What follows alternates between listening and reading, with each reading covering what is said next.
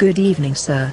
Are you ready to order something to replenish your dry throat and malnourished tum-tum? Yes, I will have one of those scrumptious-looking blueberry muffins with a large double-shot cup of intellectual honesty and open dialogue. Hold the sugar, thanks. Also, we mustn't rush into decisions that have the potential to significantly shape the foundations of our society and psychology. The group mentality is by all means, usually correct. However, sometimes it is dangerously wrong in its misdiagnosis.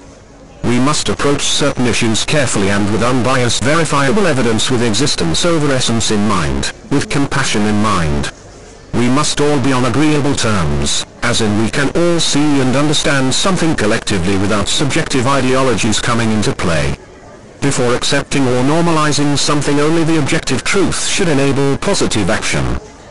There is no freedom if there is a majority, as it still implies a minority.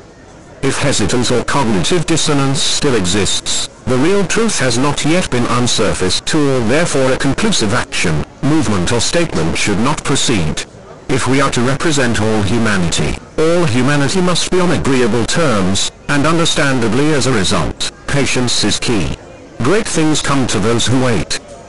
Why the rush? We always talk about and argue for the greater good. This will never be attainable as long as there is a duality in collective thought. Everything is terribly nuanced, but why isn't everything put before us, and why can we not pause to think critically about each individual thing? Once again I ask, why the rush? Profound that emotion is one of the larger obstacles in coming to conclusions, as they have been proven to be unreasonable and irrational, wild, and in many cases as tension stirs it inevitably results in conflict, hatred and violence. Sure, reality is harsh, but surely we can accept it, place it aside. Surely we all want to know the truth. Not trying to promote the eradication of originality, but instead urging for critical deconstruction. You cannot just accept or be permissive of something because it doesn't affect you. You'd think by now that we would have learnt from trial and error that the person with the loudest voice is never the winner of an argument, but instead, usually the most confused. Same with resorting to violence or physical forms of protest.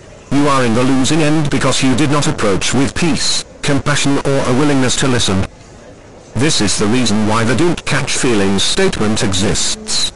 Not as a means of using people like fleshlights as most younger generations understand it, but to approach things with reason and intelligence. The moment you allow emotion and as a result your fist to drive you, you have lost.